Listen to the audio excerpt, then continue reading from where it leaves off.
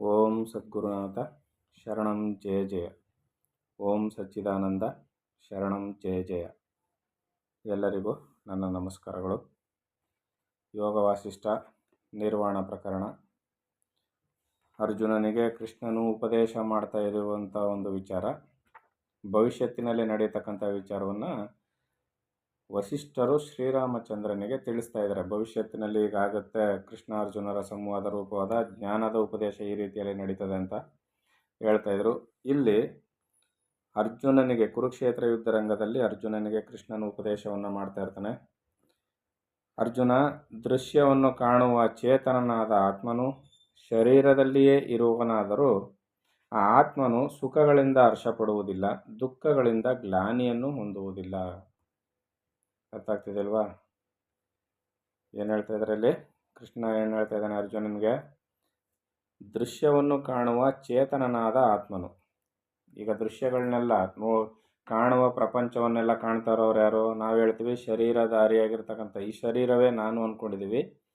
ನನ್ನ ಶರೀರದಲ್ಲಿ ನನ್ನ ಕಣ್ಣುಗಳಿಂದ ಈ ದೃಶ್ಯಗಳನ್ನೆಲ್ಲ ನಾನು ನೋಡ್ತಾ ಇದ್ದೀನಿ ಅಂತ. ಆದರೆ ಕಣ್ಣು ಒಂದು ಇಂದ್ರಿಯ.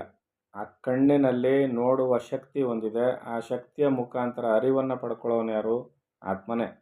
ಅದನ್ನೇ ಇಲ್ಲಿ ಹೇಳ್ತಾರೆ. ಅದು ಚೇತನನಾದ ಆತ್ಮನು ಶರೀರದಲ್ಲಿಯೇ ಇರುವನಾದರೂ ಆ ಆತ್ಮನು ಸುಖಗಳಿಂದ ಹರ್ಷ ಪಡುವುದಿಲ್ಲ, ದುಃಖಗಳಿಂದ ಗ್ಲಾನಿಯನ್ನು ಹೊಂದುವುದಿಲ್ಲ. ಮತ್ತೆ ಸುಖ ದುಃಖಗಳನ್ನ ಪಡೋರು ಯಾರು?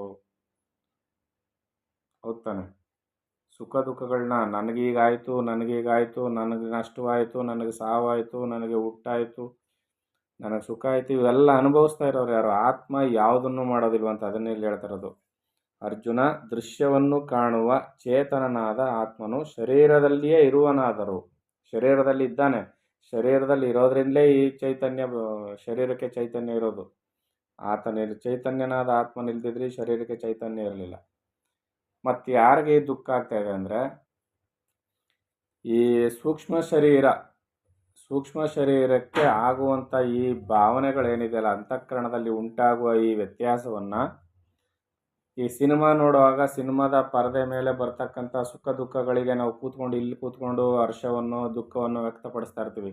ಸಿನಿಮಾದಲ್ಲಿ ಅಳುವ ದೃಶ್ಯವನ್ನು ನೋಡ್ತಾ ಇದ್ದರೆ ನಾವಿಲ್ಲಿ ಕೂತ್ಕೊಂಡು ಅಳ್ತಾ ಇರ್ತೀವಿ. ಈ ರೀತಿಯಲ್ಲಿ ಸೂಕ್ಷ್ಮ ಶರೀರಕ್ಕೆ ನಡೆಯತಕ್ಕಂಥ ಬದಲಾವಣೆಗಳನ್ನ ನೋಡಿ ಜೀವಾತ್ಮನ ದೆಸೆಯಲ್ಲಿರ್ತಕ್ಕಂಥ ಆತ್ಮನು ನನಗೇ ಆಗ್ತಾ ಇದೆಯೇನೋ ಅನ್ನೋ ರೀತಿಯಲ್ಲಿ ಭಾವನೆಗಳನ್ನ ವ್ಯಕ್ತಪಡಿಸ್ತಾ ಇರ್ತಾನೆ. ಆ ಸುಖ ದುಃಖ ಅನುಭವಿಸ್ತಿರೋರು ಬೇರೆ, ನನಗೂ ಆಗ್ತಾ ಇದೆಯೇನೋ ಅಂತ. ಈ ರೀತಿಯಲ್ಲಿ ಜಡವಾದ ಚಿತ್ತಾದಿಗಳು ದೇಹತ್ವವನ್ನು ಹೊಂದಿರುವವು. ಅವು ದುಃಖಕ್ಕೆ ಪಾತ್ರಗಳು, ಅಂದರೆ ದುಃಖವನ್ನು ಅನುಭವಿಸುವವು. ಅವು ದುಃಖವನ್ನು ಅನುಭವಿಸೋದು ಯಾವುದು? ಜಡವಾದ ಚಿತ್ತಾದಿಗಳು. ಯಾವುದು? ಮನ, ಬುದ್ಧಿ, ಚಿತ್ತ, ಅಹಂಕಾರ, ಸೂಕ್ಷ್ಮ ಶರೀರ. ಅದನ್ನೇ ಹೇಳ್ತಾ ಇರೋದಿಲ್ಲಿ. ಜಡವಾದ ಚಿತ್ತಾದಿಗಳು ದೇಹತ್ವವನ್ನು ಹೊಂದಿರುವವು. ಅವು ದುಃಖಕ್ಕೆ ಪಾತ್ರಗಳು, ದುಃಖವನ್ನು ಅನುಭವಿಸ್ತಾ ಇರೋವು ಅವು. ಈ ಜಡವು ಕ್ಷತಿಯನ್ನು ಹೊಂದಿದರೆ, ಕ್ಷಯವನ್ನು ಹೊಂದಿದರೆ, ಆತ್ಮನಿಗೆ ಕ್ಷತಿಯೂ ಇಲ್ಲ, ಕ್ಷಯವೂ ಇಲ್ಲ. ಜಡವಾದ ಈ ದೇಹಾದಿಗಳು ದುಃಖಾದಿಗಳ ಭೋಕ್ತೃಗಳಾಗಿ ಇರುವು ಎಂಬುದು ಯಾವುದುಂಟೋ ಅದು ಮಾಯೆಯಿಂದ ಉಂಟಾದ ಭ್ರಾಂತಿಯು, ಅದು ಅಜ್ಞಾನದಿಂದ ಉಂಟಾದುದು ಎಂದು ತಿಳಿ. ಆದ್ದರಿಂದ ದೇಹಾದಿಗಳೆಂಬುವಾಗಲಿ ದುಃಖಾದಿಗಳೆಂಬುವಾಗಲಿ ಆತ್ಮನಿಂದ ಬೇರೆಯಾಗಿ ಇಲ್ಲದಿರಲು ಯಾವುದರಿಂದ ಅನುಭೂತವಾಗುತ್ತದೆ, ಯಾರ ಅನುಭವಕ್ಕೆ ಬರುತ್ತದೆ? ದುಃಖವೂ ಇಲ್ಲ, ದೇಹವೂ ಇಲ್ಲ. ಇಲ್ಲಿ ದೇಹವೂ ಇಲ್ಲ, ದುಃಖವೂ ಇಲ್ಲ ಅಂದಮೇಲೆ ಅನುಭವಿಸುವವನು ಯಾರು? ಯಾಕಂದರೆ ಎಲ್ಲವೂ ಆತ್ಮನೇ ಆಗಿರ್ತಾನೆ ಅನ್ನೋ ವಿಚಾರವನ್ನು ಅರ್ಜುನನಿಗೆ ಕೃಷ್ಣ ಪರಮಾತ್ಮನಿಂದ ಹೇಳಿದ್ದ. ಈಗ ಮುಂದುವರೆದು ಹೇಳ್ತಾನೆ, ಬ್ರಹ್ಮ ಸಮುದ್ರದಲ್ಲಿ ಯಾವುದೋ ಒಂದು ತರಂಗತ್ವವು ಎದ್ದು ಮುಳುಗುವುದು. ಬ್ರಹ್ಮ ಸಮುದ್ರದಲ್ಲಿ ಈಗ ಒಂದು ದೊಡ್ಡ ಸಮುದ್ರ ಇರ್ತದೆ. ಆ ದೊಡ್ಡ ಸಮುದ್ರದಲ್ಲಿ ಯಾವುದೋ ಒಂದು ತರಂಗ ಮೇಲೆದ್ದು ಮುಳುಗ್ತದೆ. ಇದರಲ್ಲಿ ವೈಶಿಷ್ಟ್ಯ ಏನು ಬಂತು? ಅದನ್ನು ಲಕ್ಷ್ಯ ಕೊಡೋದೇ ಇಲ್ಲ. ಒಂದು ದೊಡ್ಡ ತರಂಗ ಎದ್ದೇಳ್ತು, ಮುಳುಗ್ತು. ಯಾವುದರಲ್ಲಿ? ಸಮುದ್ರದಲ್ಲಿ. ಅದೇ ರೀತಿಯಲ್ಲಿ ಬ್ರಹ್ಮ ಸಮುದ್ರದಲ್ಲಿ ಯಾವುದೋ ಒಂದು ತರಂಗತ್ವವು ಎದ್ದು ಮುಳುಗುವುದು. ಬ್ರಹ್ಮವೆಂಬ ಸುಳಿಯಲ್ಲಿ ಪ್ರತ್ಯೇಕನಂತೆ ಈಗ ಸ್ಫುರಣವಾಗಿರುವೆ. ಬ್ರಹ್ಮವೇ, ನಿರಾಮಯವಾದ ಬ್ರಹ್ಮವೇ ಆಗಿರುವೆ. ಈಗ ನೀನೇನಾಗಿದೆಯಾ ಅಂದರೆ, ದೊಡ್ಡ ಸಮುದ್ರದಲ್ಲಿ ಅಲೆಯೊಂದು ಎದ್ದೇಳ್ತು, ಮುಳುಗ್ತು. ಅದೇ ರೀತಿಯಲ್ಲಿ ಈ ಬ್ರಹ್ಮ ಸಮುದ್ರವೆಂಬ ಸುಳಿಯಲ್ಲಿ ಪ್ರತ್ಯೇಕವಾದ ಸುಳಿ ಅಂತ ನೀನು ಬಂದಿದೆಯಾ, ಕಾಣಿಸ್ಕೊಂಡಿದೆಯಾ, ಹೊರಟೋಗ್ತೀಯ ಅಷ್ಟೇ. ಇಲ್ಲಿ ನಿನ್ನ ವೈಶಿಷ್ಟ್ಯತೆ ಏನೂ ಇಲ್ಲ. ಕಾಲ, ಕ್ರಿಯಾ, ದೇಶ, ನೀನು, ನಾನು, ಸೈನಿಕರು ಮೊದಲಾದ ಎಲ್ಲವೂ ಸಹ ಬ್ರಹ್ಮದಲ್ಲಿ ಆದ ಪರಸ್ಪಂದದಿಂದ ಕಂಡು ಬಂದವರು. ಆದ್ದರಿಂದ ಸತ್ ಅಸತ್ ಎಂಬ ಭ್ರಾಂತಿಗಳೇ ಇಲ್ಲ. ಸತ್ಯೆಂಬುದು ಇಲ್ಲ, ಅಸತ್ಯೆಂಬುದು ಇಲ್ಲ. ತರಂಗವೆಂಬುದು ಸತ್ತೋ ಅಸತ್ತೋ ಎರಡೂ ಅಲ್ಲ. ಅದು ಯಾಕೆ? ಕಾಣಿಸ್ಕೊಂಡು ನಿಜವಾಗಿದ್ದಿದ್ರೆ ಅದು ತರಂಗ ಯಾವಾಗಲೂ ಇರಬೇಕಾಗಿತ್ತು. ಇಲ್ಲ, ಹೊರಟೋಗುತ್ತೆ. ಅಸತ್ತು ಅಲ್ಲ. ಅಸತ್ತಾಗಿರೋದು ಕಾಣಿಸ್ಕೊಳ್ತಾನೆ ಇರಲ್ಲ.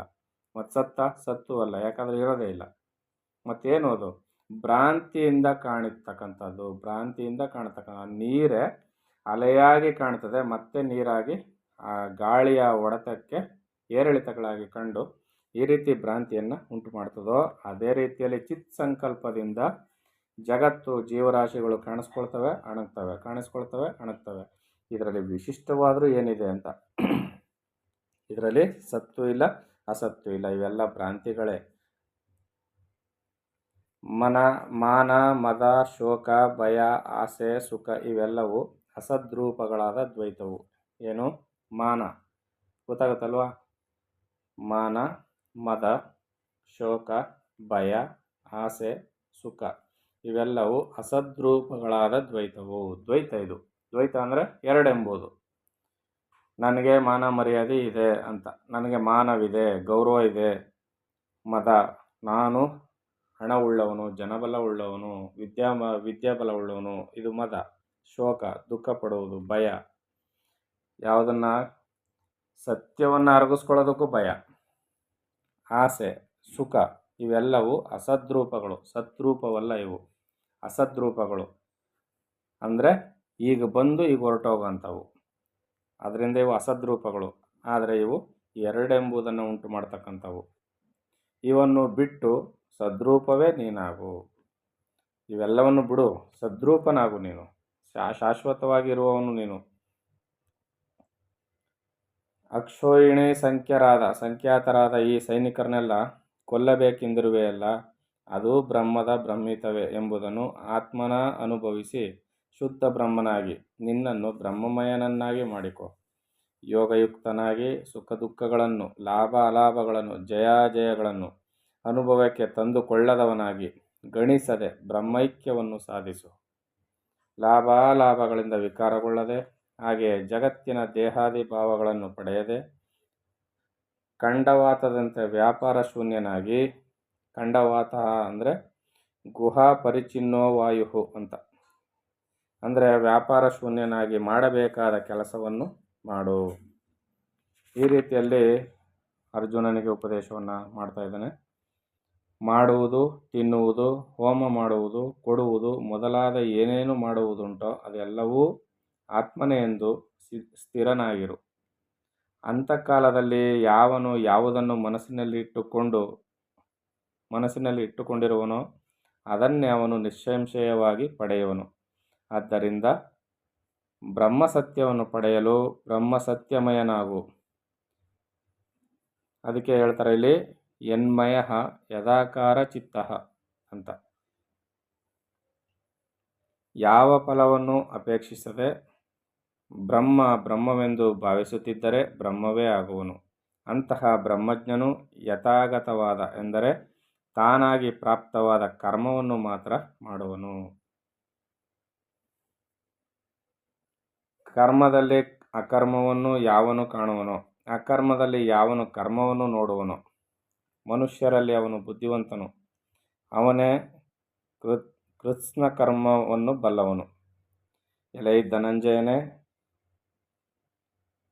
ಕರ್ಮದ ಫಲವನ್ನು ಕುರಿತು ಆಶಿಸಬೇಡ. ಹಾಗೆಂದು ಆ ಕರ್ಮದಲ್ಲಿ ಮನಸ್ಸಿಡಬೇಡ. ಯೋಗದಲ್ಲಿ ನಿಂತು ಕರ್ಮಗಳನ್ನು ಮಾಡು. ಸಂಘವನ್ನು ಎಂದರೆ ಫಲಾಭಿಲಾಷೆಯನ್ನು ಬಿಡು.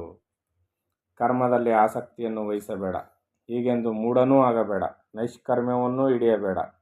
ಇದ್ದಂತೆ ಇದ್ದು ಸಮನಾಗಿರು. ಏನು? ಮೂಢನೂ ಆಗಬೇಡ, ನೈಷ್ಕರ್ಮ್ಯವನ್ನು ಹಿಡಿಯಬೇಡ. ಕರ್ಮ ಮಾಡದೇ ಇರಬೇಡ. ನೀನು ಕರ್ಮವನ್ನು ಮಾಡು, ಫಲಾಶೆಯನ್ನು ಬಿಡು. ಅಂದರೆ ಅದರಿಂದ ಪ್ರತಿಫಲವನ್ನು ನಿರೀಕ್ಷಿಸಬೇಡ. ನಿನಗೇನು ಸಿಗಬೇಕೋ ಅದು ಸಿಗುತ್ತೆ. ನೀನು ಲೆಕ್ಕಾಚಾರ ಮಾಡಬೇಡ, ಇದು ಇಂಥದ್ದು ಬರಬೇಕು, ಇಂಥದ್ದಾಗಬೇಕು ಅಂತ. ಅಂತ ಇಲ್ಲಿ ಹೇಳ್ತಾ ಇದ್ದಾನೆ. ಕರ್ಮಫಲದಲ್ಲಿ ಆಸಕ್ತಿಯನ್ನು ಇಟ್ಟುಕೊಳ್ಳದೆ ನಿತ್ಯ ತೃಪ್ತನೂ ನಿರಾಶ್ರಯನೂ ಆಗಿ ಕರ್ಮದಲ್ಲಿಯೇ ಬೇಕಾದ ಹಾಗೆ ಮುಳುಗಿದ್ದರೂ ಅವನು ಏನೂ ಮಾಡಿಯೇ ಇಲ್ಲ ಎಂದು ಲೆಕ್ಕವು. ಆಸಕ್ತಿಯನ್ನೇ ಅಂದರೆ ಫಲಭೋಕ್ತೃವಾಗಬೇಕು ಎಂಬುದನ್ನು ಕರ್ತೃತ್ವ ಎನ್ನುವರು. ಫಲದ ಭೋಕ್ತೃತ್ವ, ಫಲವನ್ನು ಅನುಭವಿಸುವವನಾಗಬೇಕು ಅನ್ನುವುದನ್ನು ಕರ್ತೃತ್ವ ಎನ್ನುವರು. ಮನಸ್ಸಿನಲ್ಲಿ ಮೌರ್ಖ್ಯವಿದ್ದರೆ ಅಕರ್ತೃವಿಗೂ ಬರುವುದು. ಆದುದರಿಂದ ಮೂರ್ಖತನವನ್ನು ಕಳೆದುಕೊಳ್ಳಬೇಕು ಅಂತ ಇಲ್ಲಿ ಉಪದೇಶವನ್ನು ಕೃಷ್ಣ ಹೇಳ್ತಾ ಇದ್ದಾನೆ. ಮುಂದುವರೆದು ಏನು ಹೇಳ್ತಾನೆ ಅಂತ ಮುಂದಿನ ಆಡಿಯೋದಲ್ಲಿ ನೋಡೋಣ. ಎಲ್ಲರಿಗೂ ಒಳ್ಳೆಯದಾಗಲಿ. ಓಂ ಸದ್ಗುರುನಾಥ ಶರಣಂ ಜಯ ಜಯ. ಓಂ ಸಚ್ಚಿದಾನಂದ ಶರಣಂ ಜಯ ಜಯ. ಹರಿ ಓಂ ತತ್ಸತ್. ಹರಿ ಓಂ ತತ್ಸತ್. ಹರಿ ಓಂ.